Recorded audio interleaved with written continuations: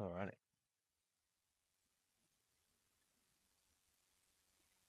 I feel like we should do something when you're chatting to people next, like a cooking show or like an activity.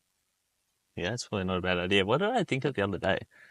I was thinking of oh yeah, I was making this little necklace, and I thought when I'm on my boat, and I'll probably just be living on an island at some point and making shit like that, Just chat to yourself. or someone else. You can have like a podcast. Imaginary friend. I mean, I'm sure I'll be able to pick up like castaways, people going around. The island life is pretty easy to sell someone. Yeah. Yeah. You could like start doing like painting and chat, like like that Arn guy on TV. He does that, and he paints while he's a weapon, eh? and Yeah. like an activity or something. Is that a stone or a shell? This is a shell. I think it's I know it's an abalone. Oh yeah. Yeah. I just found it the other day. Okay. Kim. I'm actually excited about this one. This is episode 21 when it gets released. Oh, lucky number? Yeah, well, this is completely a me thing, not a you thing at all, but you have the next, you have the whole interview. But 90% of podcasts never make it past episode 3.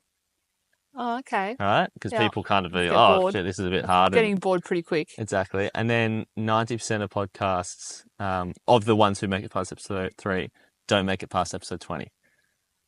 Okay. So 1% of podcasts that start don't make it, or make it to episode 21. So this is like I'm in the 1%er club. I am. Okay. Of participation. Without my help, it wouldn't have happened. That's it. So thank you. No worries. Well, I'll just cut that bit. Do you have a specific way you introduce yourself? What, to people? Yeah. Kimberley. Hi. Hello. But you don't have like a sales pitch. I guess it's a weird one. Okay, this might be a bit like complimentary to begin with, but basically all the girls my age that I know that know you, maybe don't say it to yourself. There's not heaps. Okay, yep. There's a handful. Sorry, yep. See you as a bit of a, if not direct mentor, like someone to aspire to be like. Well, that's a bit crazy. What? How so?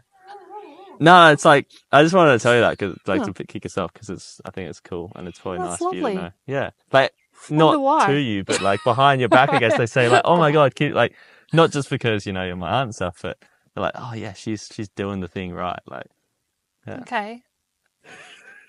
I need to probably meet these people and ask them what I'm doing right. You know who they are, but anyway. Yeah. One thing that like, one part of what you're doing, living and stuff, that is crazy and I don't know anything about, and I presume no one knows anything about, is the whole boards and chairs and stuff like that. Yeah. What's going on there? All the stuff I don't. Because you have probably the most stacked CV I know of people in like the normal world. Yeah. Yeah. So what's going on? I don't know. I just do things that I like to do and say yes to things, and if I want to do it, I'll do it, I think years ago people would say, oh, the average lifespan you'd have 2 careers, or you might get 3 careers in an average life. But it's not like that anymore. Like the generations coming through are all entrepreneurial. They're doing all sorts of stuff. They're doing like a million things at once, and they're just doing what they want to do. And that's kind of what I think as well. Just, I admire people that have had the one career their whole life and have loved it, because that's like, doesn't happen anymore. And I certainly am not that person. I just feel like doing something and you want to get involved and you want to do it, then you do it. Yeah. So as a result, your resume can look a little bit combobulated, but in a good way, because I guess the people around me, or kind of within 10 years or so, I don't know the exact brackets, but my generation, I guess, seem to all be this social media, internet-based entrepreneur stuff. Yeah. And then the people in the generation above you are like one career the whole way through. You're in this middle ground of, yes, you're kind of got the idea of spreading out, diversifying, but it's still in the systems of old. And I guess that's what's Yeah. interesting. It's still like, Grand Prix boards and this and that. Does that make sense? It's this Yeah. sort of Yeah. middle ground. I think, I don't know, maybe it's a little bit of security or something, but you'd find something that you like doing. Like I've been running a hotel now for 7 years. Like that's a long time for me, I think, to do anything. But I'm doing it because I like to do it. But I also still get to do all this other stuff as well, which keeps things interesting. I think if I didn't have other interests, I probably wouldn't be still in the same job for that long, if that makes sense. Yeah. You'd be looking for your next thing. But yeah, I don't know. Yeah, okay. So I guess that's maybe how I'm in my head setting myself up as well. I'm like, okay, if I have a main thing that's maybe more stable than I'd otherwise like to live by, but then it allows for just going out and trying all sorts of other stuff. Yeah, you get to like, it affords you the luxury to be able to, do other things for fun. And a lot of that stuff that I do out of interest and for fun, it's not paid. Yeah. So I can't just like do that as a job because I wouldn't get paid. Yeah. So that's more like, So what exactly is it though? for fun. All that stuff. Well, at the moment that I'm on the Australian Grand Prix board, coming up to about 7 years of being on that. And also on a regional tourism board for Phillip Island, Destination Phillip Island. And I'm involved with the local traders business associations as well. They're the main three things that I've probably got going on right now. And then with those boards, when you're on a board role, you usually have other things that you have to do, like they have committees. So the board might have 4 committees, and usually board members sit on a couple of those committees. So up until recently, I was chairing the operations committee for the Grand Prix. So as well as board meetings, you'd have other meetings as well underneath that, if that makes sense. I guess from the outside, and this might sound crude, but meetings and committees and stuff doesn't sound fun. Boring. Yeah. So when you say like it's fun, like it's my sit on the side. Yay, a committee meeting. Is it just the actions and the results from those meetings? That's the fun you part? get to, I think at a board level, that's when you get to being strategic and visionary and, have that blue sky thinking and setting the goals for the future, and you're not in the day-to-day operations of something. So my job is I'm in day-to-day operations. Yeah. So I guess, doing that for fun probably might not float my boat, but being able to be involved at a board level when you get to, make those big decisions and those strategic decisions and come up with some ideas that may seem crazy, but then all of a sudden somebody makes it happen. Someone else does it. Kind of below you has to do the work. Okay. Love to see this, and then all of a sudden, it just happens. So for operations for the Grand Prix, anything, I presume it's not, secret information. Is there anything that comes to mind? Like this year we wanted it all, we wanted the racetrack pink, and then we had that discussion in a committee, and, everyone had to then go out and paint it, and I was back in Phillip Island amongst my veggie. Well, yeah, but I mean, a lot of that stuff as well. I mean, the staff in the organisation also gets to make a lot of those things, and often they come to the board and say, "Hey, we've got these great ideas. What do you think of this?" And they might need our permission for something. They can do a lot of stuff without the board's permission, and then vice versa. The board may go, "Hey, we want to change something," and someone makes it happen. But those kind of changes are usually more bigger strategic kind of, probably not small, like let's paint a building a different color or something like that. More like, I can't give you an example off the top of my head, but like bigger things that are going to impact an event or impact the spectators or impact things bigger, like, I can't off the top of my head. Okay, that's pretty. Usually they're big things and strategic things around spending a lot of money at the end of the day. Like, if there's a lot of money to be spent, it's probably coming from the board as a strategic thing, How much, if the board is if I'm right, the board is kind of the top decision makers, right? There's no one necessarily above the board to a Yeah. certain extent. Yeah. So how much oversight is there in whether that money is being well spent? Yeah. Well, it depends on the organisation and the way it's set up with the board, and if there's like a governing thing over that. So, like with the Grand Prix Corporation, for instance, the state government board. So ultimately, the state government kind of, they provide the money and we report to them. They leave it to us to operate, if that makes sense. Sure. But whereas another sort of private company may have shareholders, or there might another type of structure board may have membership, like Destination Phillip Island is probably more membership based. So I guess that's who holds the boards accountable, Yeah. and that's who they are kind of reporting So to. it's like semi-democratic kind of. Yeah, I mean, having a board is ultimately, you've got a table of a whole heap of people. It could be 9, 12 people that sit around doing this stuff, making these strategic decisions and planning for the future. And the makeup of who's sitting around that table also depends on the organisation and what they're doing, and what their vision is, and whether they need to focus on finance or marketing or whatever the skill set is of those people around the board table make up the whole, if that makes sense. Yeah. And it's also not similar to councils. You got all different councillors sitting around a table running a council organisation, and they're all different people from different parts of the community discussing things and different points of view. That's the whole point of it, I guess. You don't just have one person dictating. Yeah. I think I can now elaborate on what I started with, that like indirect compliment, I guess, from multiple sources. Because I think what those girls are getting at is they see you as every young person, male or female, doesn't really know their way in the world and position in it. And to some degree, I think feels not necessarily useless and worthless, but in a sense, I don't have agency in this. Everything's kind of made up and happening and doing, and I'm just kind of a pawn in this whole system. I'm just a cog. Where there's always that drive to, do something and impact something. And I wanted that track pink, and I, got it painted pink, right? And I think for girls, it's even more that, especially historically, they haven't had that agency. And I think a lot of girls would see you as a symbol of that, while also not being some crone.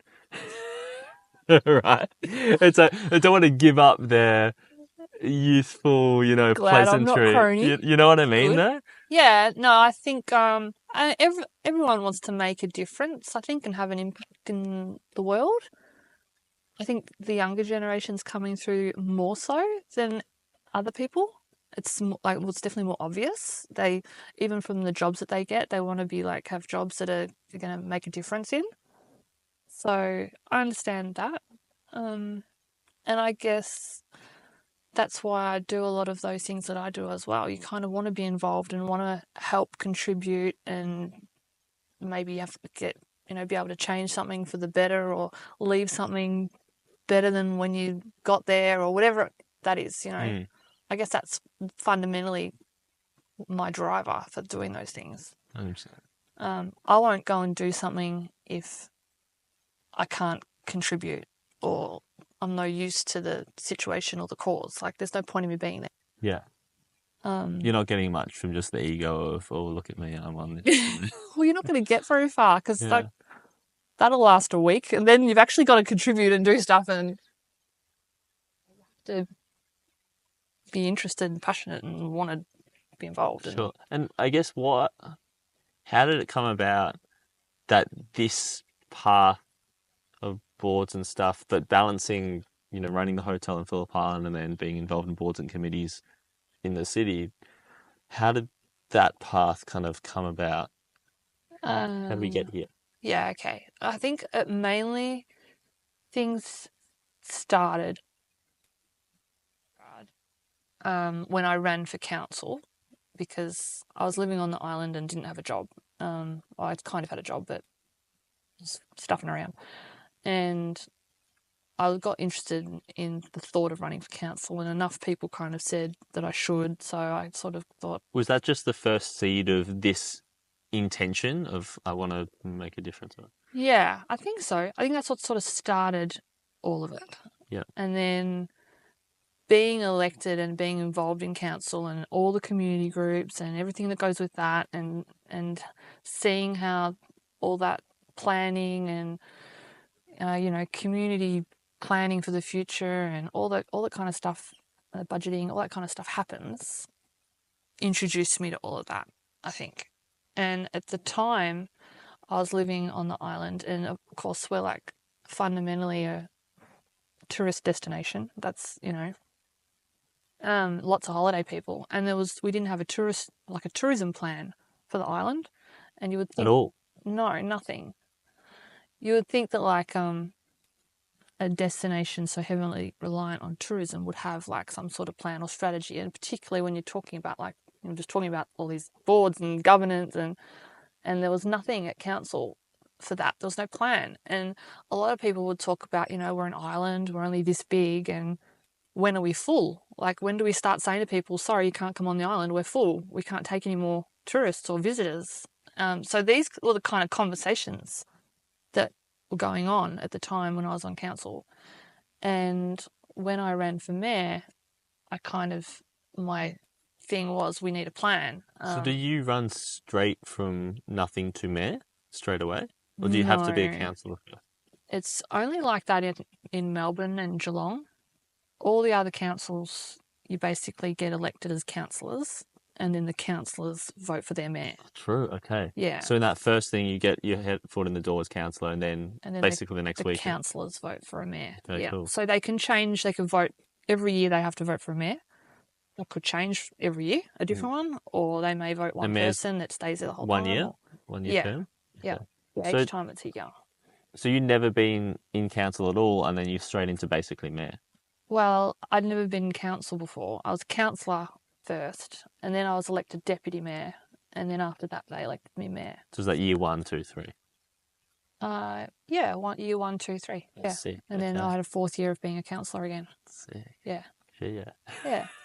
So anyway, that's when I got elected mayor. We, the councillors, did that. We made the decision that we need a plan for tourism and for the future of the island in particular. And we got a grant from the state government to help put one together, and we put together a strategy for visitors for the future. And at the time, the state government were releasing their first visitor strategy as well. For Victoria? For Victoria. They didn't even have one. They may have had one previously, but they were releasing like a new one. I don't know whether it was an updated one or the first ever, but anyway, so they released theirs and we released ours almost the same week at the same time. And because of that, I got to know the tourism minister at the time quite well, because we were kind of working on our stuff and they were working on their stuff. And so I'd spoken to him a few times and paths had crossed. And when I spoke to him, I'd be like talking about tourism or all sorts of things, and I'd be asking him about politics and about state government and trying to understand how things work in that area. And eventually, after a while, said, look, if you want to do something or get involved more and be of help or whatever, he offered me to be on a state board, which was the State Sports Centres Trust for MSAC Lakeside Stadium, Okay. State Netball Hockey Centre. like MSAC. Yeah. Yeah. You remember when I did that? No, I can't. We did a fun run together around the lake. I remember the fun run. I don't remember the fun run. I didn't do that for fun. I remember the photo memory on Facebook. Yeah, you remember the photo. I remember the memories of the photo. I would not remember doing that. Yeah, hardly. I think I was in my rowing cap or something. Yeah.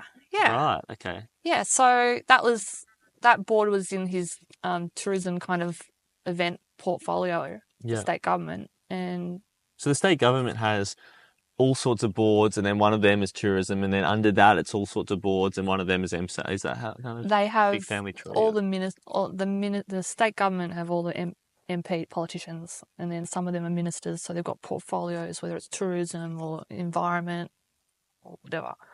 And those portfolios may have boards and organisations under them that they look after. Yeah. So they all report to the minister or effectively the government through the minister. Yeah. It's interesting, like, this is all, I guess, politics is what we're talking about. Yes, Yeah. obviously. Yeah, right. But, and this is just my perspectives and, you know, group of voices I listen to and I'm around. But there's a real disengagement and, I guess, seeing through politics on a global scale in general. And I think I feel that in the whole world. I don't think that's just my niche of people I listen to. I think the likes of, I mean, just look to America and there's a real like anti-establishment, anti kind of the mainstream media, anti like two-party systems. All of it's kind of in a sense, maybe not crumbling, but fracturing, and people are putting those gaps. And I can't see that sentiment not filtering down to every level of politics. I think where it lands with the type of stuff you're involved in is, as a young person, if I think about my peers, most of us, I believe, would see it almost as, but you can have so much more effect in other things. You know, you can get on TikTok and make $1 million and then you can influence the world rather than... But I think that has a lot of, when I see it, you know, you're a perfect example. There's a lot of naivety and kind of false optimism in that, because yes, you might be the 1 in 1,000 that hits it big, and then are you really going to do anything with that? But then there's 999 who don't ever get anywhere, where yours may be I don't know how this sounds to you, but it's maybe a less romantic path, but it actually does something every step of the way. Are you kind of tracking what I mean? Yeah, I mean, well, yeah, if I was relying on being a TikTok influencer to make change to the government, that's obviously like a hyperbolic example. I guess it depends how you want to make a difference, yeah, you know, and how much time you've got. Yeah. What was that initial attraction to be councillor and mayor? Because again, I don't know many people who would actually be attracted to that. Just to want to, well, learn more about the system, and I learned heaps about the community and how that even works as a community working. But to be able to have a say or a voice and actually be able to help make change was attractive. Yeah. But, you know, I didn't run for council because I had an axe to grind or I had like something that I really needed to make happen. I mean, there was a few things that I was interested in, like tourism at the time, but generally just wanting to make home a better place. Yeah. And like, my follow-up question from that little thing is, to what extent do you believe in those systems that exist, like state government and council and whatnot? You don't have to incriminate yourself in any way, but do you see flaws in them, and do you think they're fundamentally, like, where do you sit with all that stuff? Haven't really thought about it in depth like that, but yeah. I mean, there's heaps of flaws in all of the systems. Yeah. It's trying to navigate the systems, whether it's local government or state government or federal, whatever, trying to navigate the systems as best you can to affect the change you want, I think. Because they are the systems, so that's how the can system. I navigate? Unless you can, you know, I guess it's up to the politicians to change the systems or something. I don't know, but yeah. I don't know. I get told I know Robbie gets frustrated that he says that I'm like I compromise. I'm a compromiser. So, you know, when you're at a table of 8 or 9 people and you want something to go your way, if it's not going your way, you can either have it completely not go your way, or you can get something out of it and compromise and try to find a middle ground. And that frustrates him. It frustrates some people because they just want it their way, or like their way. Like you Yeah. can't. I mean, Like, Robbie is you know, definitely an it's example. their way or their way. Yeah. But you're in situations where, particularly at council, where it's like you're looking at it going, I'm going to either get nothing, it's not going to go my way at all, or I can find a way to something to be able to get a bit of my way, if that makes sense. I think that's probably the biggest part where I think about the attraction of politics of any level, of any kind. I think that's what I'm getting at fundamentally is I'm definitely someone who probably doesn't want to compromise with a lot of things. And I think I'm probably like that energy around me, and the Yeah. people and my friends and stuff.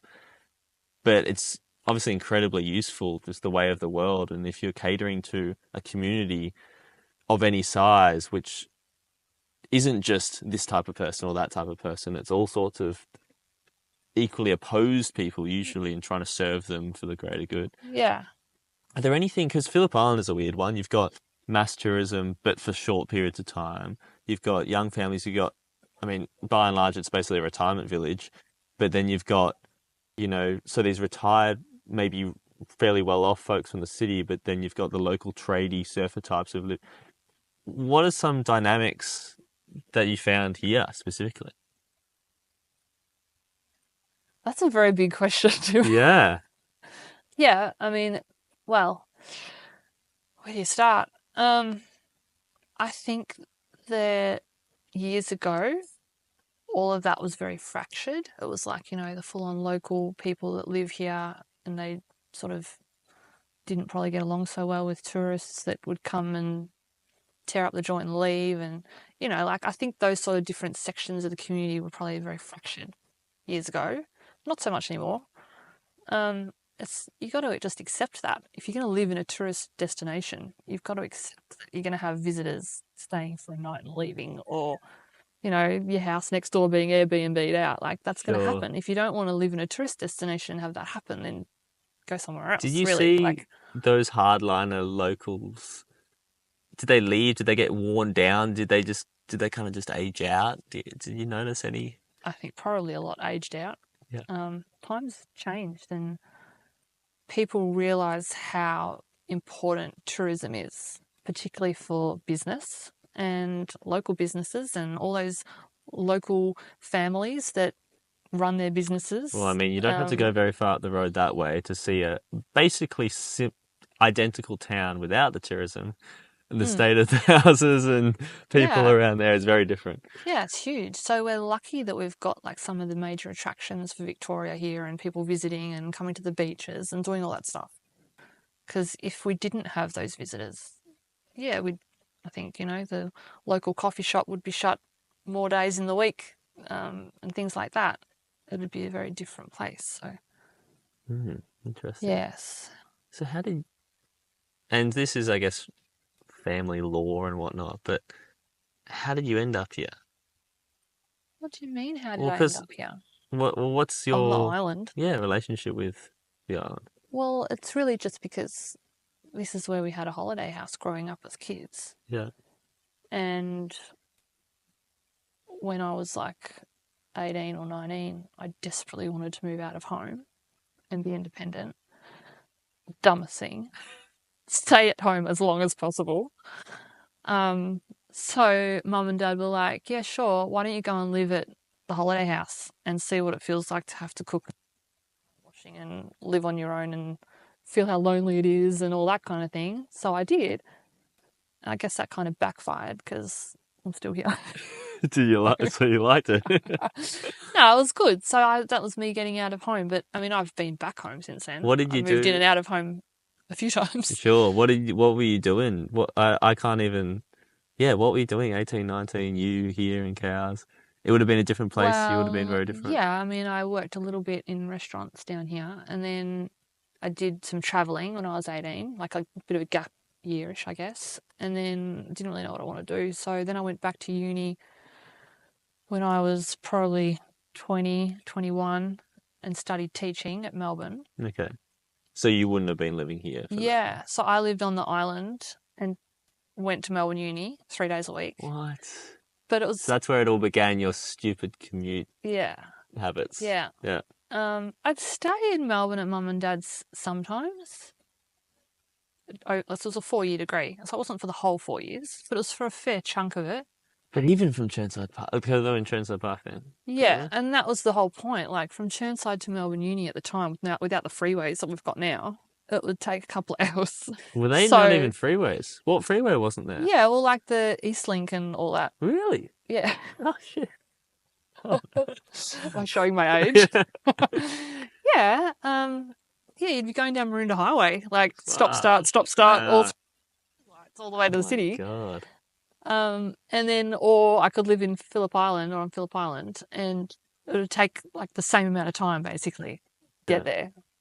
So, but did you not have friends and people you grew up with around Chermside Park? And I know you're not a very beachy person here. Like, was it purely the independence that was the attraction here? Yeah, I think so, because I lived down here for a bit while I was going to uni, and then I moved in with Martin for a bit at one stage. Your brother? Yep. In like Fitzroy. That would have been a good one. For a little bit to be closer. And then I also lived, before that actually, I lived at St. Catherine's School in Toorak. I was like on-site boarding house mistress. Sure. So that was good. So I just kind of, over that 4 years of studying, I was kind of a little bit everywhere, but home was Phillip Island. Yeah, like that's where my stuff was. Yeah, actually, yeah. And you're just working like restaurants. Were you working in, was the Carmichael's, I think? Yeah, for a little bit while it was open. What did I do for work? I don't even remember.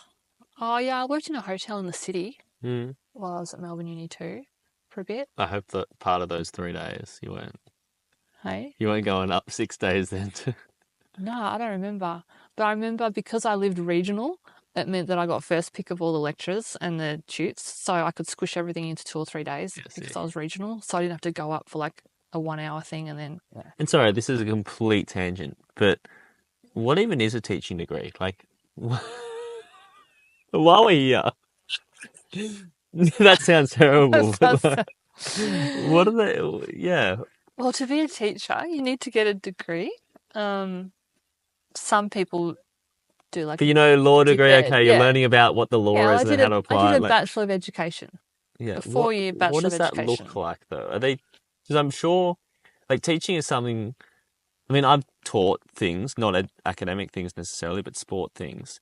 And there's definitely a way to run a class, and you kind of intuit that, and you can see who's a bad teacher and a good teacher, so there must be systems behind it. Yes. And I know that essentially all Western schooling curriculums are based off one guy from Germany or something, I think it is. Not Steiner, but another dude. You probably, but yeah, I don't know. It's like some system of education, and there's different systems of education. Are they, in a sense, indoctrinating you into one style of teaching, or is it? What does it even look like? Not really. I mean, obviously, you learn what the Victorian system is, or the Australian one, but it's more about learning and learning about how people learn, and learning about how children learn, and at what stages of their development, and how everyone learns differently. And some people, are more, I don't know, creative, hands-on type learners, and others are more like thinking, analytical, I don't know, whatever. Like just learning about all of the different ways people learn. And then if you have a topic that you need to teach, learning how you can teach that to 30 kids that are got all different ways of learning. You know what I mean? You must that. I haven't taught for a while, so you're asking me a question from like. No, I know, and I appreciate it's probably all different now. It honestly, AI. It kind of sounds similar to what you were talking about before about counsellor. I mean, if you have 30, maybe 30,000 or whatever it is, the numbers are people that live in all sorts of different ways and value all sorts of different things, and you're trying to serve them. It's similar to teaching a classroom of 30 kids. Yeah, I mean, I only taught for probably four years-ish, and a bit more, off and on. But that Bachelor of Education degree, I use it in all my jobs, because it's uncanny how dealing with people is like dealing with children. Like, The other children's probably just way less filters involved, I imagine. yeah, it's a lot of it's sort of the same. You're talking about same systems and the same sort of way of approaching things. It's like, oh my God, this is just like stuff I learned when I was doing I the remember little teaching degree. Tommy. Yeah. What So are it's actually some? come in handy, I think, in all different roles. I bet. And now it's probably so ingrained and you've used it in so many different contexts that you don't actively think about it. But are there things that sometimes pop up like, this is exactly what's going on? Can you shine a light on that thread? Or is it too difficult? I'd be like, I don't know, clutching to try and think of an example, but it's dealing with people, and like you talk about the community and having all different people in the community, and same as all different people in the classroom, all different kids in the classroom, and that kid's really vocal and that one doesn't say much, and so you got to listen to everybody, but you've I'm had your trying to think turn. about people in, Let's in North let here. her speak. Yeah, exactly. I have staff now that I taught when they were in primary school, so they're getting a double whammy of me teaching them stuff. Wow. Yeah. Yeah, it's funny. It's cool. And I think you're good at it, obviously. Teaching or what? All the that skill set. Oh, that's Yeah. nice. Thank you. Yeah. Well, I think, I know others do as well. What else have I got here? Okay, so you got a teaching degree, floating around, figuring out your independence based in Phillip Island. Yeah. Then, you came here to teach for 4 years. Yeah. I taught here 3 or 4 years. I'm not too sure. Can't remember. Because I left mid school year about in the middle of the year, Okay. which was strange. Did I? To London. Yeah, I must have. Yeah, because Grandma and Sam and me were going to go to Europe for a trip, Mm-hmm. and we had tickets to Europe, and I'd been before when I was younger, like on Kentucky tours and stuff. But so it was my first like adult exciting time to go. And I remember thinking, I'll go in the school holiday sort of break, and it was only going to be like, I don't know, 4 weeks or something. But then I remember thinking, Grandma had all the time in the world, and I think Sam was maybe going to stay over in Germany and live. I can't remember, but she kind of seemed to have unlimited time as well. And I just remember thinking, I've only got 4 weeks or 3 weeks, whatever it was. Maybe Yeah, even because it's 2, only don't winter. know, whatever. Winter Yeah. holiday. And I just remember thinking, like, to have a flight to Europe and back, I was like, a big deal. And I didn't want to waste like that kind of trip. So I went to my principal and I was like, can I maybe have the term off and just, have the whole term off? And she was like, yeah, she was good. Yeah. And then as it got closer, I was like, oh, what if I get there and I like it and I don't come back? Like, I'm going to feel. So I said, sir, I think it's better that I leave. And if I come back, you can see me or talk to me about teaching again when I come back. I'll just go. Like, that's. So that was all You right. don't want to have the pressure of.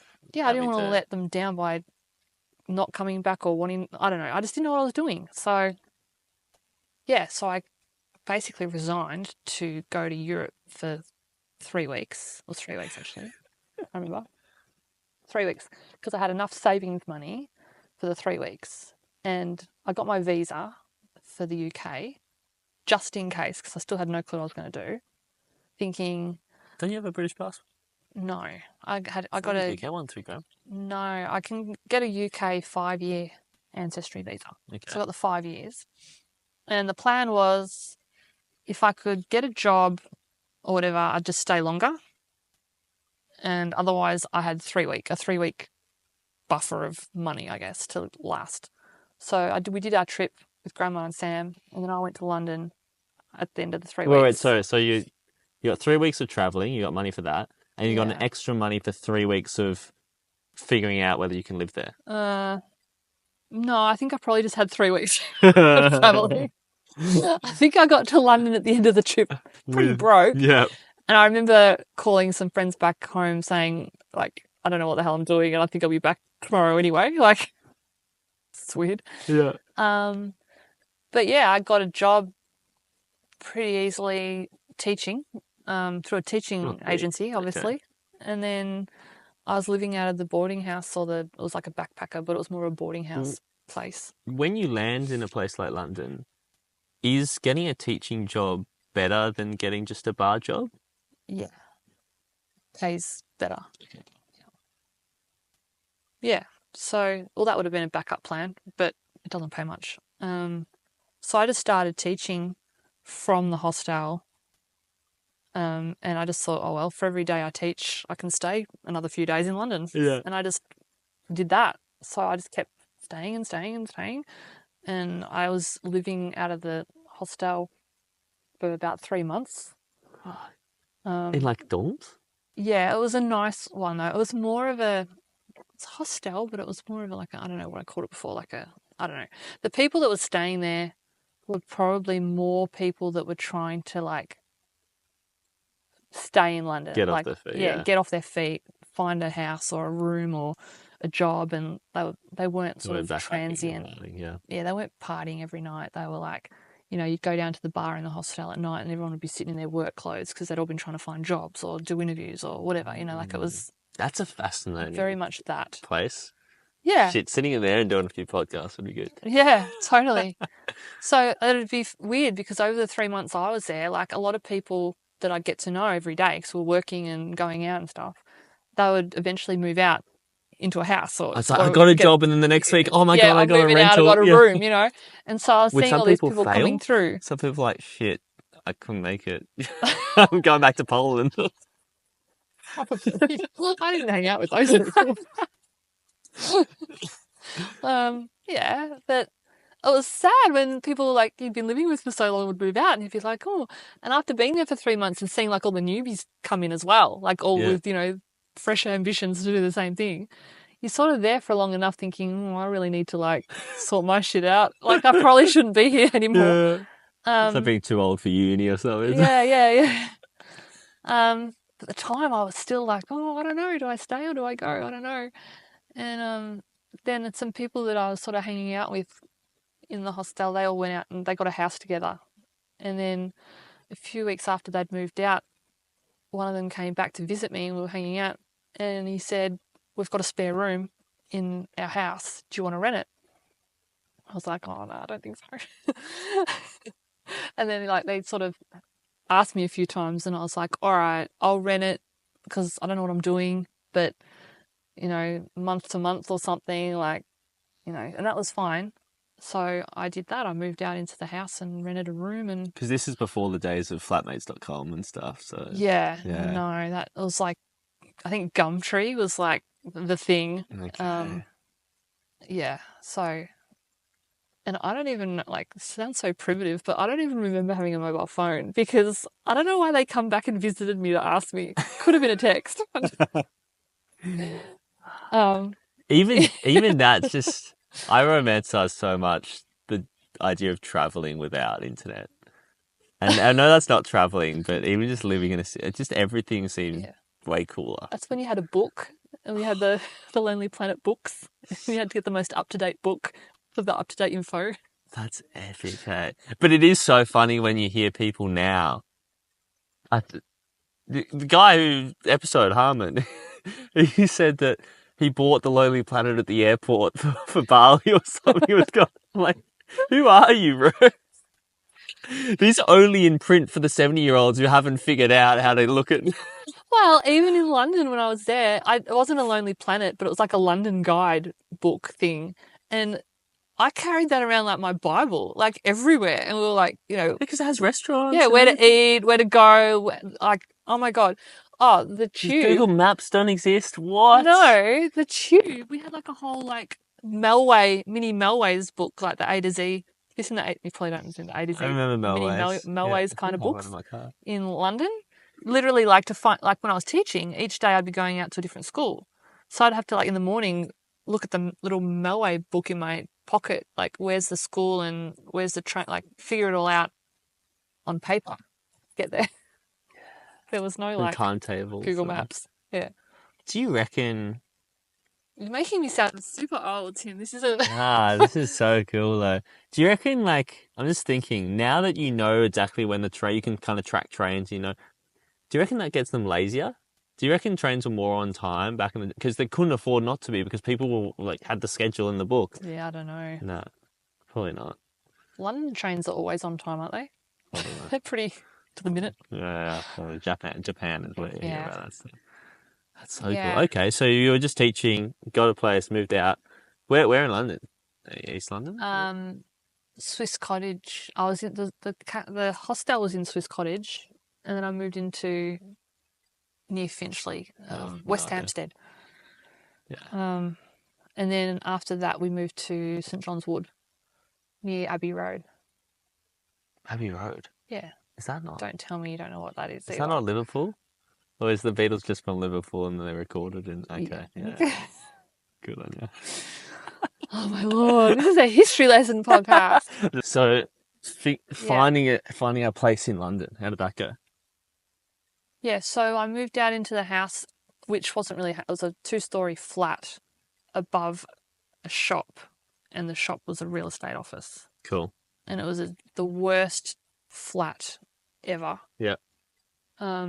And when I got home at night, like the real estate agents would be locking up and they'd say to me, like, I can't believe you guys live up there. I can't believe they even allow it to be rented out. Like, it was pretty bad. And I'm like, yeah, well, that's what we got and what we can afford. And just mold or yeah, what? like mold and mushrooms and blah, blah, blah. Just imagine, Aussie expat share house. So they were all Aussies. Yep. Yeah. Anyway, and then and I sort of was saying to them, like, well, help me get out of this dump. And then one night when I was walking home, I was chatting to the agents and they're like, oh, we've got this flat that's going to come on the books in St John's Wood down the road, which is a super fancy area. Do you want to look at it? And I was like, yes, because it was like impossible to get a flat. So I looked at it and just made the decision on behalf of my house that we're moving. They were all away at the time. I moved our flat from one flat even to their another. stuff. Even they were away on holidays. One was in like Morocco and you or something. text them. No, they took their suitcases of stuff and packed up some boxes. I had to move the boxes by bus, like back and forward on a bus. Anyway, but yeah, so we got a super fancy flat, like for the all same price. newly painted, new carpets. I don't remember. It must have been about the same or something, but it was like better location, everything. Okay. So that if we didn't make that move, I probably wouldn't have stayed as long. But moving into that nice flat and everything being good, I was like, sweet, this is good. Yeah. Yeah. So how long did you stay? Don't know, like I think over 3 years, but less than 4. Okay. Because if I had have stayed for 5 years, I could apply for permanent residency or whatever. And I was short of that, and I kicked myself that I just didn't stay the extra time and get it. Yeah. But I didn't. So was it just the whole time where you just kind of live in London life teaching? Well, no, because after teaching for a little bit, it actually became rather horrible. Just going to different schools every day and navigating all that. And so you're just like a temp teacher? Yeah, temp teaching. And I got offered permanent jobs from some of the schools that I was temp teaching at. But the schools were like way out of London and they were like, I don't know, they just weren't the places you'd want to be at going to every day. So then a job came up in the agency and I applied for that and they hired me. I think it was for reception or something. At the actual agency in London. And I remember I was on the reception desk one day and one of the director boss ladies comes in and she introduced herself to me and everything. And she's like, if you're a teacher, why are you answering our phones? Why aren't you out there teaching? And I told her that I just really don't like the schools you're sending me to. And I just wanted the security of a full-time job.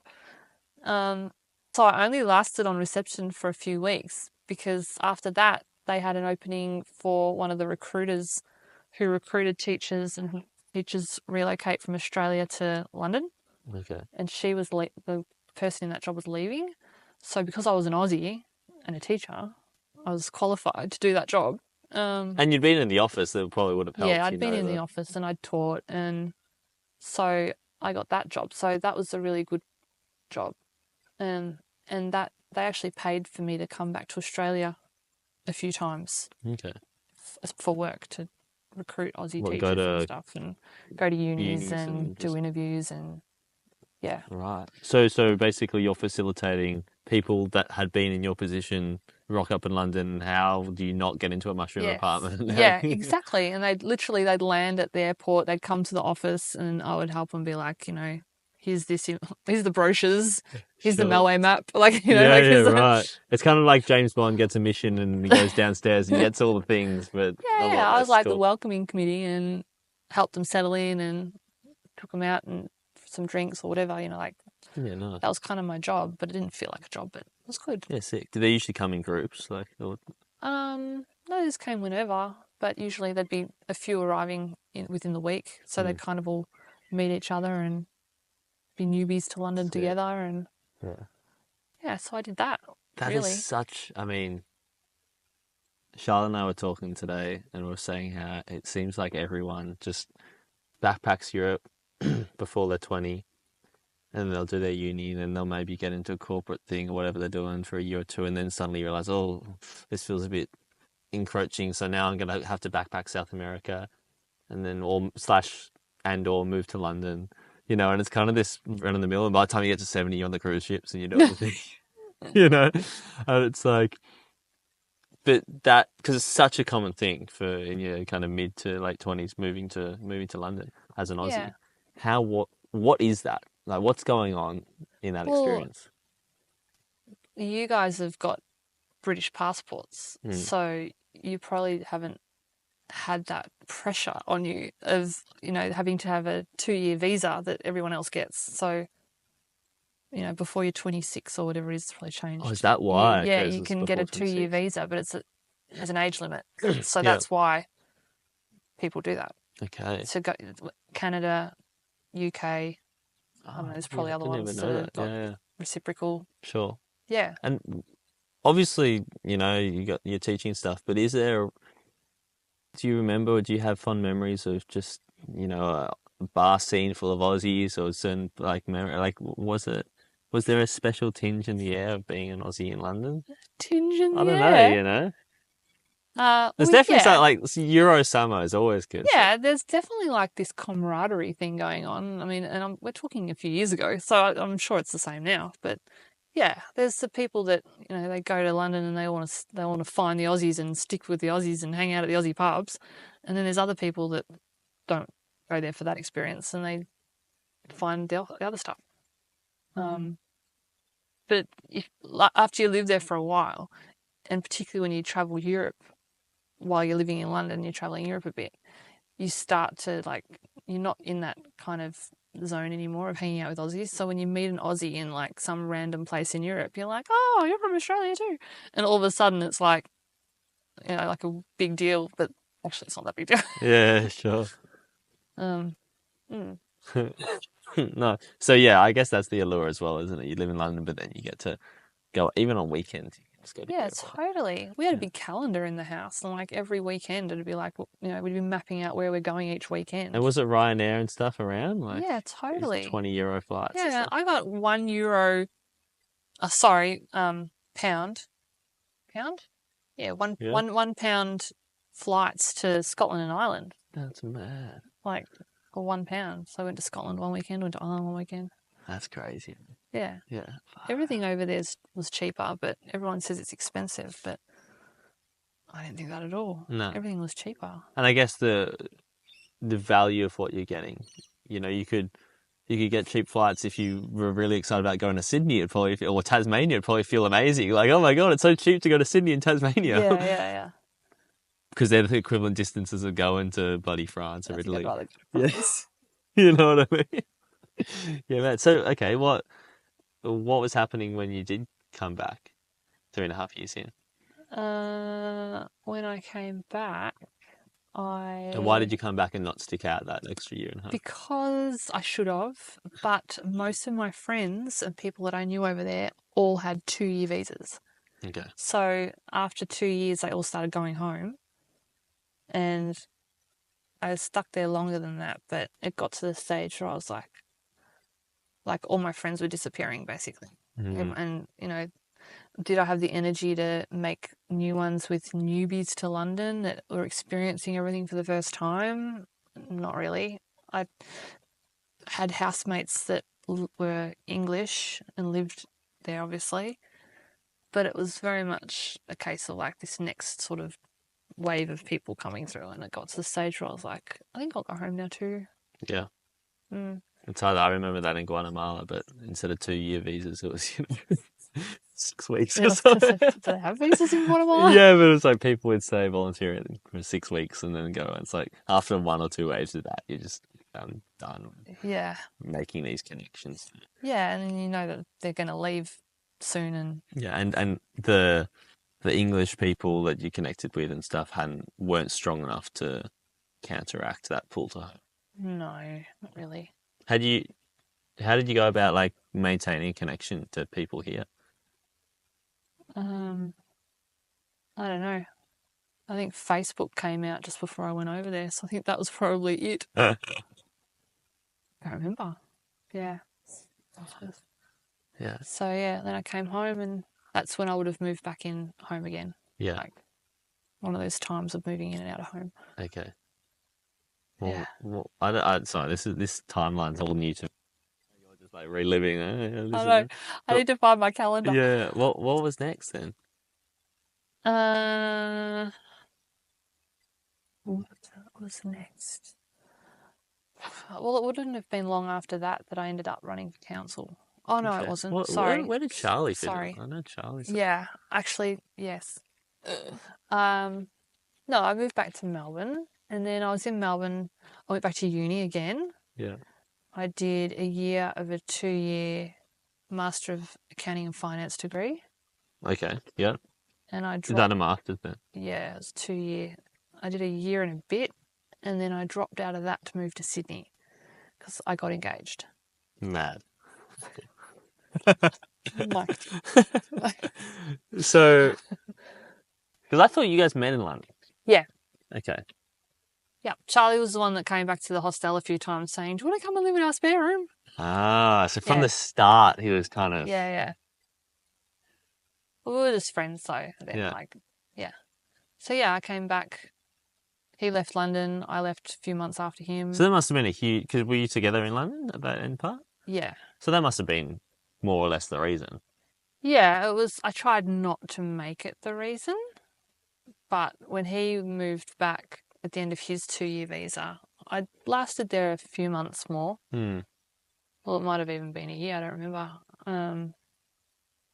But yeah, that was definitely a reason I was like, I think I need to go home. But it wasn't the full reason because I didn't just come back and go straight to Sydney. Like I went back to Melbourne and probably worked and did some stuff while I went back to uni. Oh, so you weren't together? You weren't doing long distance or anything? No, sort of, but no. I can't explain it. Talking, but kind of not. And then it's also hard to like, this is getting into it, but it's hard to, you might be not official long distance, but then if you have that and you're kind of keeping the ember burning, it's hard to like have other relationships that's not very fertile ground. Well, he came down to Melbourne like every second weekend while I was at uni, and then I was going to Sydney every other weekend in between uni. All intents and purposes, you're together. Yeah. Yeah. I guess trying to work out how things would work out. And then in the end, it was like, all right, I'll go to Sydney. So I stopped uni and went to Sydney. When he engaged? When he proposed? Before that. Okay. And then it was a few months after that, probably 6 months or something after that, I got engaged. Yeah, because I remember being relatively small and just remember like just a huge ring. Like grandma just didn't stop talking about how big the fucking ring. So that's important. No, grandma. Yes, big palaver about that. Yeah. Yes. So yeah, I was in Sydney for a while, and then things just didn't work out, and I came back to Melbourne again and moved back home again for another time. Nice. How long was that Sydney chat? It would have been more than a year. Okay. Don't know how long. It's hard to judge and gauge this and that because it's obviously so influenced by that relationship. But as someone who's about to move to Sydney, how was What do I think of Sydney? like how did? But obviously, it's going to be coloured with that, with what the breakdown of a relationship. So, well, I mean, I didn't like Sydney. I didn't like Sydney before I even moved to Sydney. Like I was going up there every couple of weekends, like visiting. Which part of Sydney is he in? Like near Clow Valley, near like Manly nice and Bondi. okay. And, yeah, Clow Valley. Clow Valley, I don't know. Yeah. Yeah, so I was going up there already a lot, and I didn't want to move up there anyway. Mm. But I did.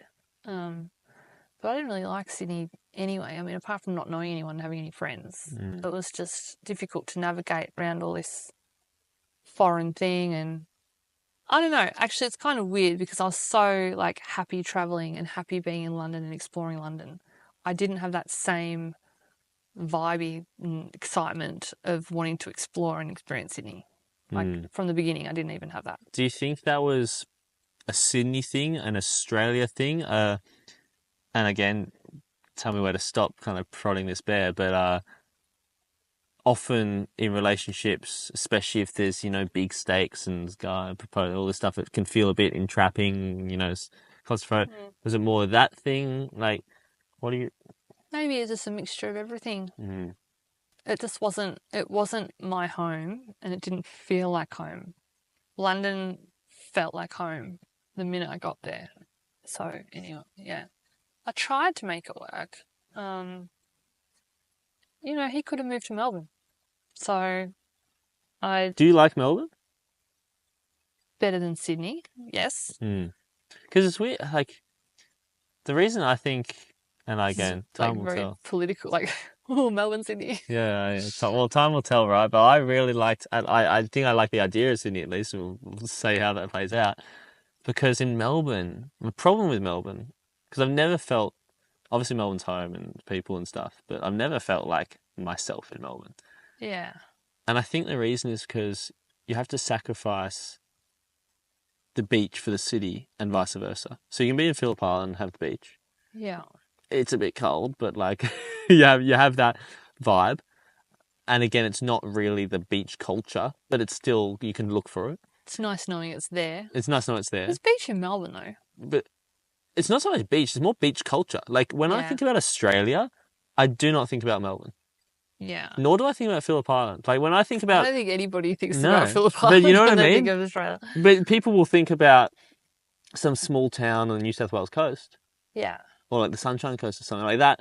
Australia vibe, or even, Why don't you move there? Why are you going to Sydney? Because that's where the unis and stuff are. But, yeah, I think that's... I'm looking forward for myself to test it out, because I felt rolling around Sydney, even though it is a city, and I still don't know how much I like cities or not, but it definitely felt more Australian. I felt like I was in Australia. In Melbourne, I feel like I'm in this weird... Yes, it's where I'm from, but it's like a weird international metropolis thing that's nice, but what is it? I don't really get it. Yeah. I like Fitzroy and Coburg and stuff. Not that it's my taste and my vibe. They're not the places that I'd say are the least Australian type, right? But they culturally. But what they are is they feel like something. Yeah. They feel like they have a strong identity, whereas nowhere else do I feel has. It's just people living. That's how I felt Sydney was. Yeah, fair. It didn't have any. It was just people living, getting on buses every day, and don't know. It's a weird one, isn't it? London, it's very hard, I think, in Europe to feel like people just living. It feels like everything's kind of, and I guess that's because we have so little of that, historic culture. everything just feels like, yeah, you might just be living, but you're living in this 800-year-old building or something. Yeah, totally. Yeah. Yeah. Okay, cool. So Sydney was a year, and then back in And then council. after that, I ran for council. Okay. Yeah.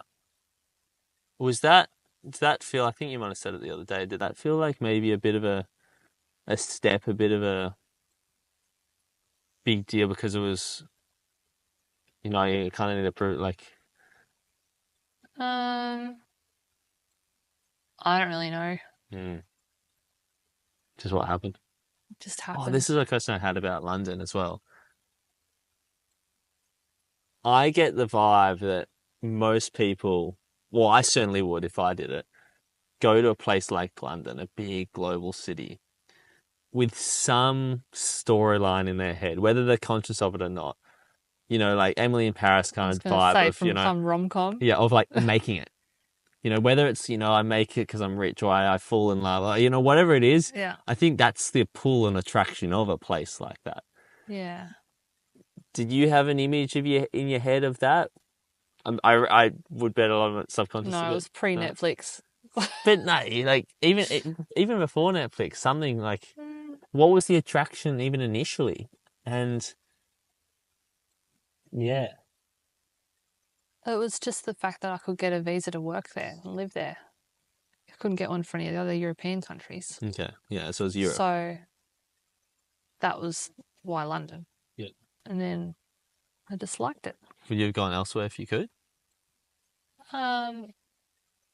Maybe, but now I like London. So, but it wasn't like a thing at the time. Yeah. Okay. Well, you've got this France thing. Yeah. Where's that from? I was going to say probably France. Yeah. I just like France. You haven't analysed like from? why or how? I don't know. I went there a few times because I lived in London, so that was like the most easiest place to go. So, you know, in my time there, I probably went 5 times or something to France. And then I just like the culture and the history, and I don't know. It's got a lot of similarities to the English. Yeah, I don't know. Just it's like the next sort of thing culturally that I identify with. Yeah. So if I could live anywhere in the world tomorrow, I'd probably say France. As a backup plan, London. Yeah. Nice. And is that a real dream, or is that like escapism? Is that something you actually want, or is that something that you hold there as an antidote to the potential boring mundaneness of the life you actually live? No, like, well, I don't know. I haven't thought about that deep either. But I just really like it there. And would it be good to be able to travel Europe more from there? It's more probably central a little bit to some of those places. And I just like the idea of eating a lot of pastries and looking at a lot of art. And I don't know what I'd do for work there, but figure that out later. It's you know. Oh my God, the pastries is just ridiculous. Yeah. Yeah. Buy one of those dumpy little houses in the country and fixer-upper. Yeah. And then the pastry probably closes. Yeah, it needs to be near a boulangerie. Yeah, that's always open 24/7. Oh dear. Yeah, nice. that's And good. is there an action plan in place for that kind of thing? In my head, I'd like to say yes. I haven't actioned anything of the plan yet. What is it though? What's draw it out? No, at some stage over the next few years, I would like to spend a lot more time in France. That's kind of the plan. You said plan like plan. Plan. Plan. I'm getting there linguistically first. Onion. Yeah, I don't know. I haven't got any action items. At some stage, I'll probably go there for 3 or 4 months and see what happens after that. Yeah. Because as someone whose real skill is that ability to compromise, and when it comes to all sorts of people and managing expectations and all sorts of things, that's so useful. But when it comes to yourself, well, there's only one version. Well, there's probably many versions of you, and it's a weird one because sometimes there might be 30 different versions of Kim any one given day, and emotions and thoughts and ideas. So you compromise them, but then, and I'm just saying this is what I guess I do, and I presume everyone else does. You know, there's multiple versions of Tims, and this guy wants to go this direction, this guy wants this, blah, blah. So yes, I have to day-to-day compromise with them to keep them all kind of happy, because if you push one in the corner, he'll like come out really bursting. But you don't want to just constantly compromise, because then you don't give any of them the full thing. Yeah, you know what I mean? And there's such a feeling of, at least some point in life, going all in on one of them. Yeah, it's how much risk do you want to take? Yeah. If I was to take more risk this week, I'd be going tomorrow, but it's not where I am. So I know it'll happen at some stage and we'll spend some time there and do whatever. At the moment, I'm not being as risky, but maybe, I don't know, 12 months, maybe I will be. Yeah. Just say, stuff it.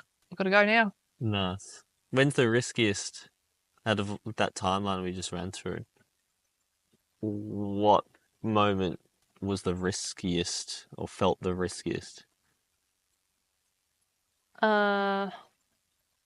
Quitting my job teaching and going to London for 3 weeks, not knowing what I was going to do. That was pretty risky. That panned out okay. Nice. Yeah, that's probably the biggest, riskiest thing. Yeah. But didn't have much to lose. Just come home if it doesn't work out. Yeah. Yeah. What do you have to lose now? Well, I have a mortgage and house and things, the responsibilities. So that would kind of all need to be covered or sorted out. Yeah, nice. Did you, so this is one thing. And maybe this goes back to what I initially was at least trying to say. I don't know how clearly it came out in my words, but with the idea of that TikTok example versus the politics example, right? Was there ever a stage when you're getting into things like mortgages and stuff like that of, okay, this is obviously going to be great in one sense, but is going to limit my ability to take those risks in another? Because that's a big part of growing up in adulthood, right? But I certainly feel and see everyone else feel these pressures, conditionings from all sorts of sources of, yes, grow up and take on that responsibility and stuff. And not that that's bad, but also there's opportunity, there's real opportunity costs, not just childish opportunity costs of I don't want to have to go to work and pay the things, but the ability to chase some dreams I still will have when I am grown up. They're not childish things. Will be severely hindered by that. Yeah. I think it's more relevant today, not so much for me in the past. Because when I first bought a house, that was cheap and wages were good and interest rates were low, and that wasn't a thing. Yeah. If you wanted to go to London or go somewhere else, you could always rent it out if you couldn't afford to pay for it. Today, it's probably a bit harder. Yeah. But yeah, it's the same even trying to go back to uni. Like I said to you, you get to a certain age in life and you've got stuff going on. You've got whether it's a mortgage or a car, and you've got responsibilities and a job. And then all of a sudden you want to go to uni or study it later on. It's actually really difficult. You can't you got to slot it in somehow around all your other responsibilities. Sure. You can't just go and be a uni student and turn up at O week and stuff around for, weeks and months and WAG classes and, whatever, have that uni experience. So if you haven't done uni when you're at a younger age, it's only just going to get harder and harder to go back, I think. And particularly when you start earning proper money and as well, to go from being able to go to restaurants and buy your food and groceries and clothes and everything you want to being like a broke student again. Like that's hard as well. So that's the thing. It does get harder. I certainly haven't gone down yet the, fiscal responsibility thing, so to speak. But even just internal pullings, going to uni now, it's not so much, okay, it's hard because I have to fit in this and this and this in my day, but it's hard but I could be doing these trips or this awesome opportunity or this thing. I could be running a freediving school in Guatemala. Right. I could be working, earning all this money, and instead I'm reading books and broke. Yeah. That's certainly... That's just part of your life that you just have to compartmentalize, that it's only short time. It's not forever. You just do it. Yeah. Sure. Yeah. Wow. Have all those kind of lessons and wisdoms, I suppose, does North Pier and running that hotel, because there's a lot of young staff, does that give an opportunity to, not so much directly, but indirectly give that out? Because I know a lot of your job is just placating people, talking to people, managing people, compromising with people, Just chat to people all day, every day. Literally. Yeah, totally. I'm always talking to them about what they're doing and what they should do, because they can work at the pub their whole life, but they should also think about other things and what they want to do. I'm always talking to them all about whether they're saving up to go traveling, or they're, wanting to do an apprenticeship or go back to uni or whatever it is. Absolutely. Always telling them that. Yeah, how is it to run a place that has such a wide range of humans working in it? From, older retired maintenance men down to 18-year-old girls. That's basically a bigger range of society workers as you can get. 15-year-olds we have. 15-year-olds, yeah. I mean, it's just a snapshot of society, isn't it? And just, I'm a big advocate. I'm a teacher by trade. I'm a big advocate for education and not just going to uni. Just going out and exploring the world. Like, you shouldn't just live in your little bubble of a backyard and not wonder what's outside. At least go and have a look. And if you want to come back, Yeah. So I'm always talking to them about that and what they're thinking of doing and what their plans are. And yeah, absolutely. Yes, yeah, nice.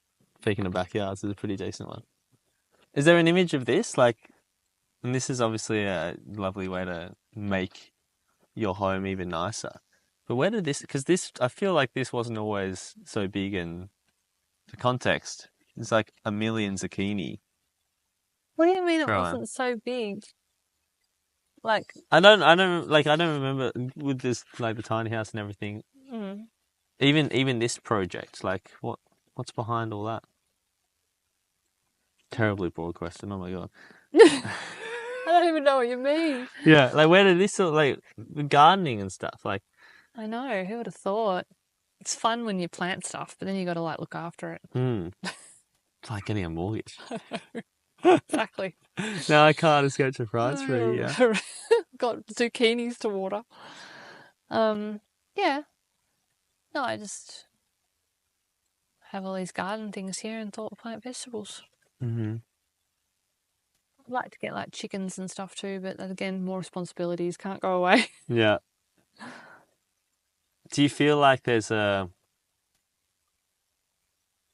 I think about this stuff probably too much, all the time. I'm just thinking about life and how to live it and stuff, and that's why I'm doing this, because I'm trying to squeeze that out of everyone else as well. Yeah. There seems to be quite clearly this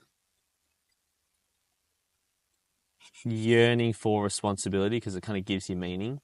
It kind of makes it just worth it, okay, having to water the gardens and have the dog and relationships and position in society, doing something worthwhile is obviously what it's about. But then there's the other side of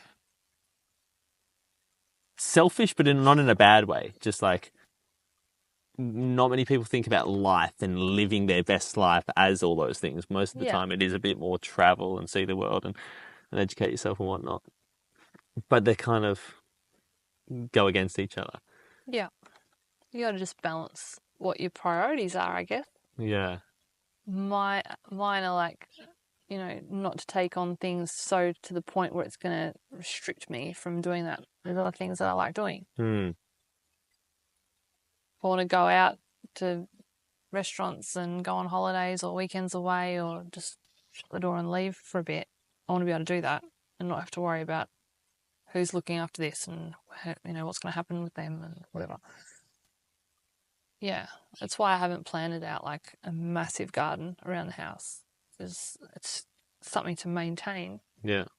And I might not be here to maintain it or whatever. Like, just whatever your priorities are. Yeah.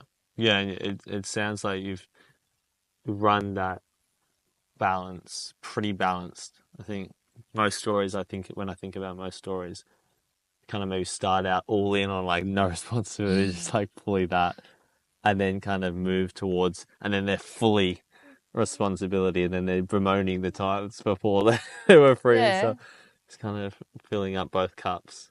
Exactly. Yeah. We want to take on enough that things can change at any time if you want it to. That's kind of where I'm at. Yeah. Yeah. And what other like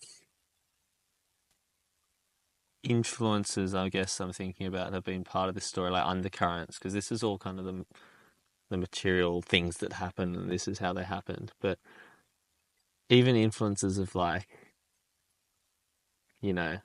grandma, grandpa, things like this. I'm thinking about, you know, one thing I'm really interested in. I don't know if you like talking about it, but I remember, I don't know how long ago, like Coca-Cola and your relationship with soft drinks. Soft drink. Yeah. Sugar. Yeah. Yeah. Is that something you're open about? Yeah. So what was the story there?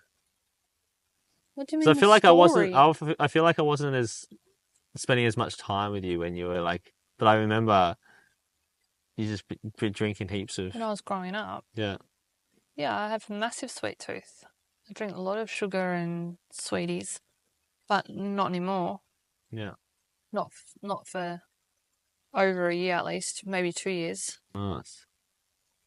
But yeah, it's like just caffeine sugar addiction and stuff, really. Was the that sweet constant, or tooth. was that like you'd come in and out of it?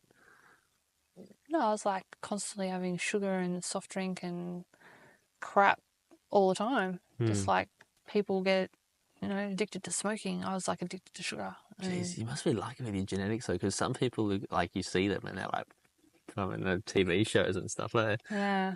Well, I don't know. I mean, I did put on a bit of weight. Yeah. But yeah, like you get to a certain age, or I got to a certain age, I was like, I got to do something about it, and I stopped. But yeah, I still have a sweet tooth. I just try not to have as much. Yeah. Was that as easy as you just made it sound though? Because I feel like One day I just stopped. yeah. Well, whatever.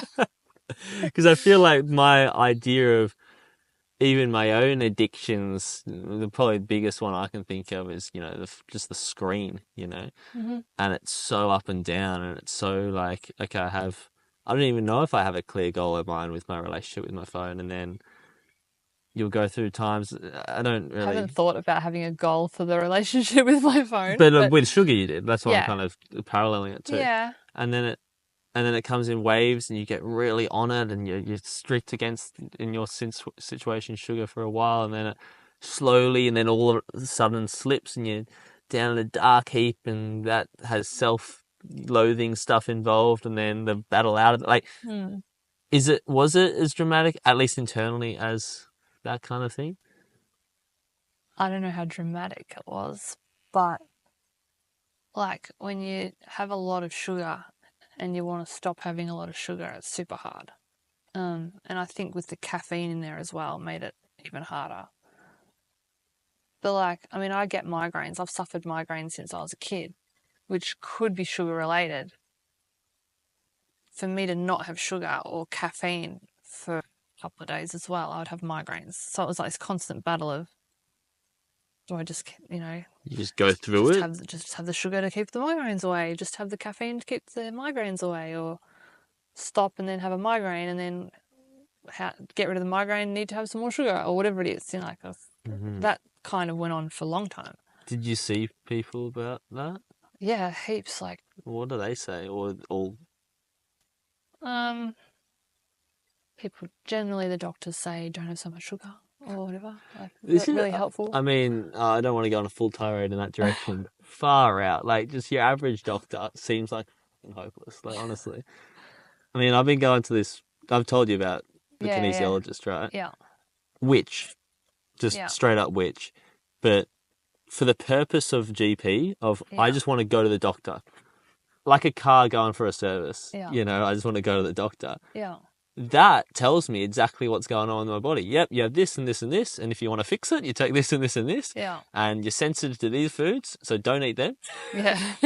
And I've never felt healthier. Yeah. And not just like placebo, like the things I did have, won't get into that, symptoms, gone. Yeah. Right? And associated feelings with them, gone. And diet-wise, good. Yeah. So I'm like, that is exactly like servicing a car. Now, my own very limited experience, because I haven't really gone to I'm too young to have gone to the doctor a lot. But everyone who talks about the doctor, it's like taking a car into a service and you just go into some Pacific island where they've never really, like, they kind of know what a car is from a book. And they're like, yeah, you should probably not put the wrong oil in it. Like, that's kind of how it sounds, the average experience with a GP. Yeah. If you know exactly what's wrong with you, maybe they have, again, from probably a Google, exactly what you should do. But I don't even get it, man. Like, I don't even understand why GPs exist to a certain degree. Well, the thing is, like, I was having so much sugar that all the other things that you should have in a diet was lacking. So, if you don't have, like, my iron was super low and vitamin D super low and, like, all these other things you're missing out on because you're not eating properly, or you're having too much sugar and not enough other stuff. So all your calories to make you feel full. And so, like, that makes everything completely, has this domino effect of everything else that gets fucked up. Yeah. But to quit sugar, in the end, actually, I saw a doctor and, like, I was worried about my health for all different reasons. And she gave me medication to help me curb my eating, I guess, and curb my cravings.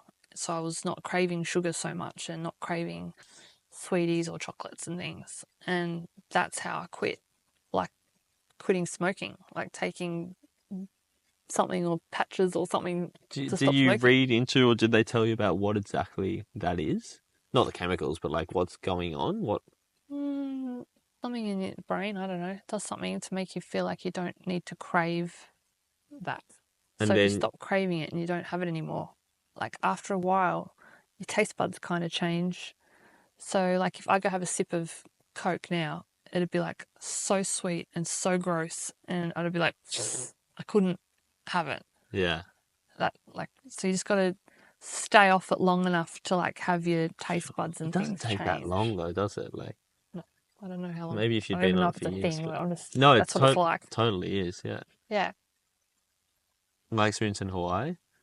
Was I telling you about that? I don't know. So I went to, coming home from Guatemala, I had about 6-7 weeks in Australia, but stopped over twice, like for 2 days kind of thing, in Hawaii on the way, or 10 days on the way here.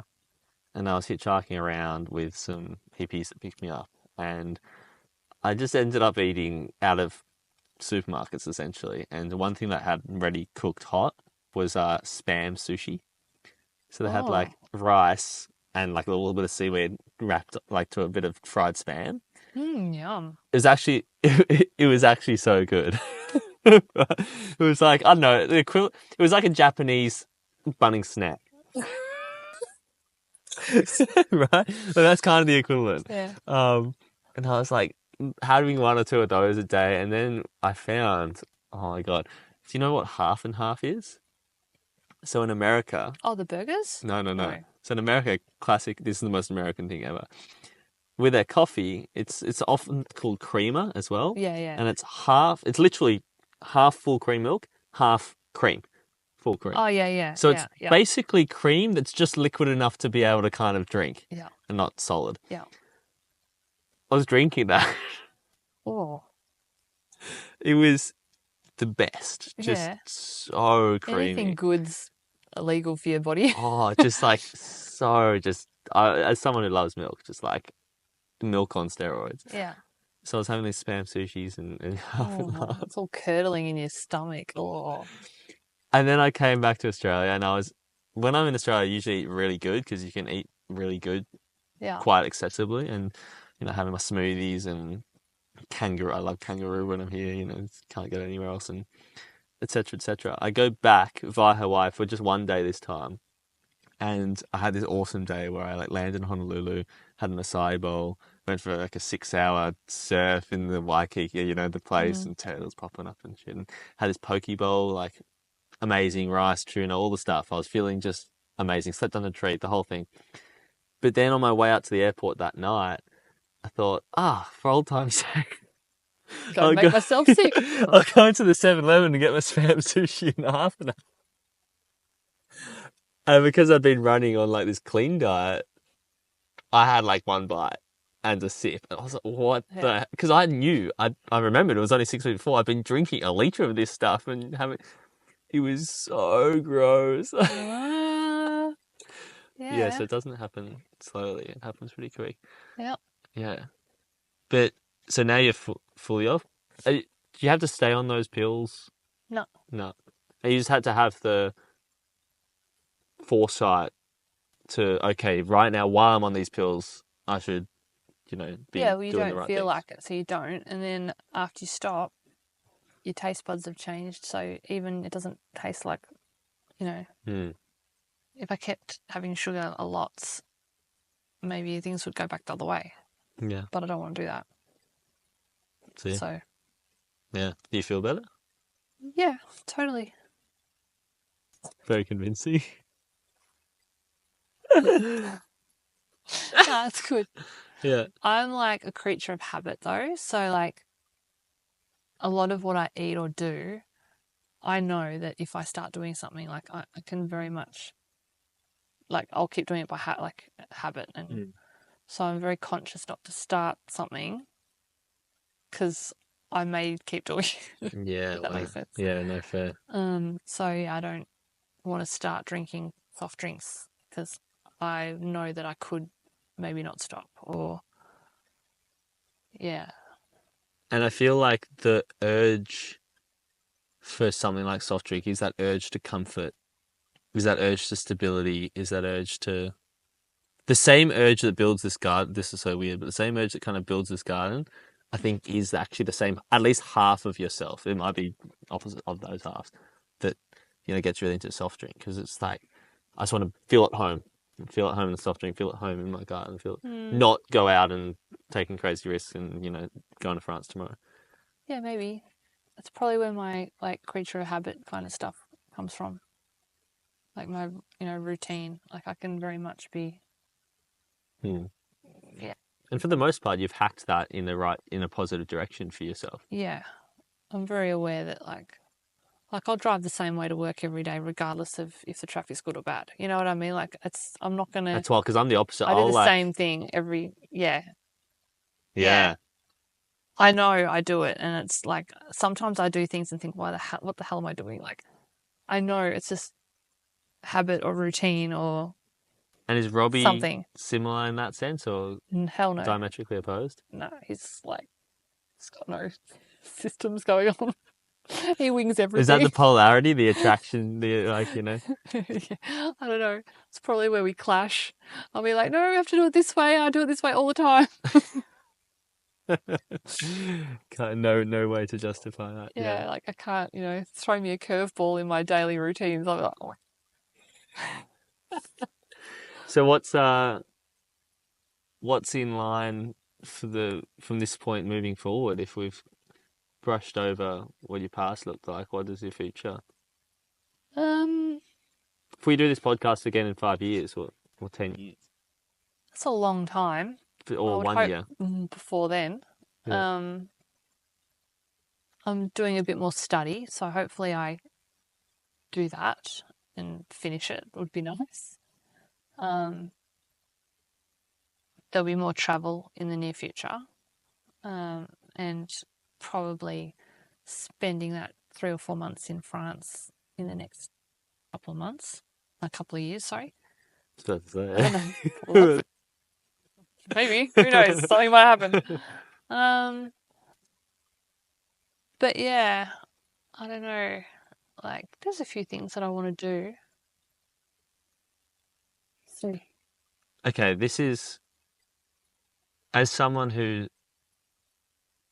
I have in all sorts of areas, like big dreams. Not like I want to be this and that, but just like similar to what you said, like the Netflix romantic. Like I have those kind of storylines running in my head, and so there's always like something gearing up towards some crescendo in a sense, like the rolling credits scene. I don't necessarily think that's a good way to live your life, but it's nice to have dreams. it's just like the thing. So, do you have that on on a bigger scale or a mini scale, or just it's all just steady up? Because you always have to feel like you're moving towards some things and stuff. Yeah, well, I think you kind of like you work out what things you want to do or be or see or whatever, and what's achievable now and what's not achievable now, and you sort of prioritize things. And I've got things that I know I'm going to do, within the next 12 months. I'll tick them off my list, and other things are going to take a bit longer. Do you get? Because and this isn't a bad thing. You just sounded so German. You just sounded so like, yep, there are things I'm going to do, and this is the way to do them, and this is logical. And like, What was the word I said before with the funny accent?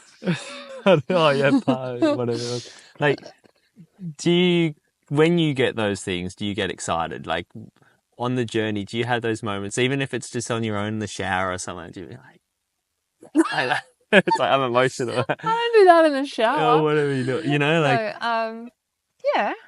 yeah. I I only ask because I think haven't so much like seen them. Yeah, well, I think you're a little bit more. I don't know. Like you get excited over stuff because you're kind of a bit more of a risk taker, I guess. I think than me. Well, you are. I'm more of a conservative risk taker, or cautious. I don't know if that's even a thing. You know what I mean? So yeah, there's things that I'll do and I get excited about the future of things. But I'm not going to like pee my pants over it tomorrow because it's like Actually, there are things that could go wrong and it's not a Yeah. done deal yet. And I think it also your risk profile is just as relevant when it comes to emotion and letting yourself be emotional, and then especially letting yourself show and share that emotion. Like I will let myself get excited and then tell other people and then get excited like with other people, even though it might not happen. Yeah. And on the flip side, it's like, okay, if you're less likely to get yourself because it might not happen. You're like, and then you're less likely to share that and say that, and that makes sense. Yeah. Probably. I'm not really one to like get too excited over something if I think it might not happen. I need to like I've got things that I know I want to do. Chances are they'll probably happen. But isn't it fun just to get excited about it? I don't know. Maybe I The don't pain want of to be let disappointment. down. Yeah, let down. It's heavy. Yeah. A bit more realistic. Nah, screw it. It's fun. But when they happen, it's exciting. Yeah. For sure. Yeah, cool. Is there something that you can, I don't know, pulling examples out of thin air is so hard and it's always a tough question to ask, but is there something you can think, like, shit, I got excited about? I cried when that happened. Like, it's like, Grandpa has his, tears. Because I watch movies and like, yeah, I cried during Yellowstone last night. Yeah, pulling things out of the sky right now is tricky. But yeah, stuff happens and I get excited about things. Good. I'm glad. Okay, my last question. This is a question I haven't asked for the last few years. But it's a question I was asking everyone at the start. Because it's a side of you I don't really know at all. The spirituality. The way I framed it is, to what entity? And, some people will say just an inner sense of, my best self, or some people very clearly have a religion and a God or whatever it is. To what entity do you feel most responsible to? If you need me to flesh that out a bit more, it's like the law can say one, a religious person will say, like, the law told me to do this, but God says the opposite, and like, God's higher than the law. You know what I mean? So that's the highest thing they will be answerable to. Do you have any idea of what you're most answerable to? I haven't really thought about that at all. I would have thought, like, can't you be answerable to yourself? Like, that's probably the most. Mm. And then as far as, like, religion and stuff like that goes, like, well, I'm Anglican. There's something out there. Yeah. Do you find yourself having those micro points of connection with something? You look up to the sky and like, wow. Yeah, totally. Am I answerable to it? Probably not. Yeah. I sort of hold myself accountable more so than have something that I can't touch or see hold me accountable. So you're your own witness. It's like, oh, I know I did something bad there. So Yeah, totally. I don't know. I'd have to think about that a bit more. As far as spirituality goes, though, and stuff like that, you're talking about, like, I don't know what happens after we die, or like in the afterlife, or if there's a God or anything like that. I think there's something. I don't know what that something is, though.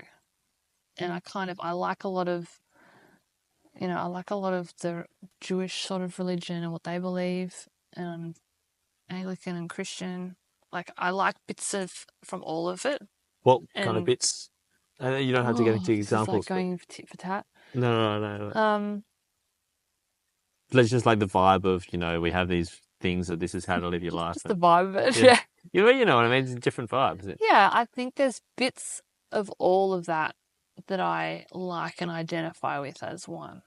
Not just one kind of religion that you go, like, that's like it, And then part of that even is non-religion and the bits of, being atheist or thinking that there is no God. Like, there's bits about that as well that I can identify with. So, but I think there's something, and I believe in ghosts, and I believe in, like, clairvoyance, and I believe in, like, maybe there's other vibrations, and we're all, like, living in one vibration, and there are other sort of vibrations of things, and maybe after we die there's other, like, other realms of vibrations. I don't know, whatever, but there's something maybe we don't know about it. It's more under the surface. Yeah.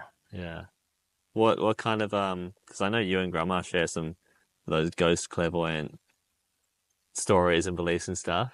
Is that kind of the realm which you've most explored, would you say? Most come into contact with and explored? Like, some people start going down shamanic, psychedelic things to find out dimension, vibration stuff. Some people go down religious paths, but what was that story with you and was it Len? Is it? Well, I know, like, this sounds really dumb, but not very cool. But, like, I always like the idea of believing in ghosts in the afterlife. But I swear to God, I've seen ghosts like twice now. Sick. And the first time I saw a ghost, it was like, oh my God, I'm convinced. Okay, there's ghosts, like, and it's sort of Can you paint the picture? If so many people are talking about ghosts, surely something has to be true in it all. It's like, how can you have so many people in the world think they've seen or had an experience with something the same? Well, just to play devil's advocate, obvious coping mechanism, but also as a real interesting liminal space between sleep and the state of being awake. Yeah. That's wildly unexplored. Well, that's what I mean when I say vibrations, because it could just be like a state you're in, whether it's between sleep and awake, or whether it's awake but you're sort of vibrating on a level that you can. I don't know how it works. I'm not a professional bloody person on this stuff. Yeah. I mean, is But anyone? I'm just, oh, that's true. Like, I just know that it might not be ghosts in the sense that, like, you know, how you see in TV. Maybe there's some sort of like scientific in it all somewhere. I don't know what that is. I think science is just us playing catch up a lot of the time with, ancient wisdom that might have been explained in a different sense. But if science fundamentally is just exploring the rule books and the if you think about coding, like the code of the universe, okay, you're just learning how to code and learning the language of coding, but you're not inventing things. You're finding them out, and other people would have not seen it in terms of coding, but they would have seen it in terms of bloody feeling or whatever it was. A terrible example, but our current track, this human civilization's track of the scientific method, seems to be in one direction: JavaScript. Python. Right. We're all going in that. But then Aboriginals or the uncontacted tribes in the Amazon or people way back, I personally don't believe they had less or more necessarily understanding. It's just it was in a different way. Right? So they might have understood exactly what those ghost things were. They could actually say it with their language. We don't even have words to say it. Yeah. But we can tell them, how to break an atom into, or split an atom and then bloody nuclear. Yeah. Do you mind saying that ghost story? Or is that... Yeah, I have two, because I've seen two. Cool. So dumb. I mean, it sounds dumb, but it was so real that I'm convinced now that they exist, because it's weird. Anyway, no, I was at home, it was that night I was asleep, and I woke up because there was someone in my bedroom. Like, when you sort of feel like, I don't know, you feel in your room. I don't know whether I heard something, but there was something that woke me up because there was someone in my room. Yeah. And I kind of woke up and sat up and was thinking, is there someone here? There was a feeling of there's someone in my room. And there was a girl fully walking out the door. I'd caught her as I sat up. And I had a boyfriend at the time. I actually thought it was him getting up to go somewhere. So was your boyfriend in the bed with you? Well, yeah. Yeah. Oh, I don't know. But he didn't hear anything or wake up. No. So I sat up and I actually said, "Where are you going?" Thinking it was whatever time in the night. And as I sat up and said, "Where are you going?" It was a girl walking out the door, and she sort of stopped because I sat up and was like, "Where are you going?" And she stopped and looked around I'd caught her. And I was like, "Holy shit, you're not real." That's what it was like. And I could see everything about her, but it was I don't know whether I could see through her so much, but she wasn't solid. So one of those hologram. More if I had to explain it, like a 3-dimensional, not really. Do you have a clear image right now? Yeah, not really see-through, but it's not solid. I can't explain. How old are you talking? Oh, she would have been maybe 15 or something. Oh, I could tell even what she was wearing, and what kind of stuff? Old-fashioned. It was in colour. It wasn't bluey white or well, she was actually wearing white, but she had a white sort of skirt and a top on, and the white top had red stripes on it, and it was and she had blonde hair, and I kind of was like, holy shit. And so I was looking at her and she was looking at me because I'd It's like I'd given her a fright and she'd given me a fright. And then I realised it wasn't my boyfriend at the time. And I was like... It wasn't a 15-year-old blonde translucent girl. And I was like, holy shit. And so I start like whacking him to like, wake up, wake up. And I didn't blink because I was thinking in my mind, I was thinking, oh, if I blink, maybe she'll disappear. So I was like holding my eyes open, going like, wake up, wake up, wake up. Like, can you see this too? And then I started blinking and I realized she wasn't going away. So I was like blinking and she's still there. And she sort of like stopped and looked at me a bit. And then she sort of turned around and then I was like, and then she kind of went to keep going. It was like this awkward encounter. But I started blinking, thinking, fuck, she's not going away. So then I started to panic because I was thinking, like, I can't make her go away. So then I grabbed the lamps and I started turning on the lights because at the time the moon was shining in through the bedroom. So it wasn't complete pitch black either. Like there was light coming in, but it wasn't light. So I turned the lamp on and was like telling him, turn on the lamps, turn the lights, because I couldn't get rid of her and I couldn't, anyway, it started to freak me out. Did But she it was bananas. look like innocent? Did she look evil? Did she look she like she was just from the 40s? Like what? Well, at the time, she looked like she was wearing like a tennis outfit. That would probably be the best way to like a white tennis outfit with some red stripes on it. Yeah. But like not from ye olden days. Yeah. Sort of more recent. But anyway, that was that I was like, I know ghosts exist. I don't know how to do that again. I don't know whether I was on like vibrating in some way or what was going on that day. Did you find out anything like had the 15-year-old girl died in that house? No, but I did find out that the building was built on top of a tennis court.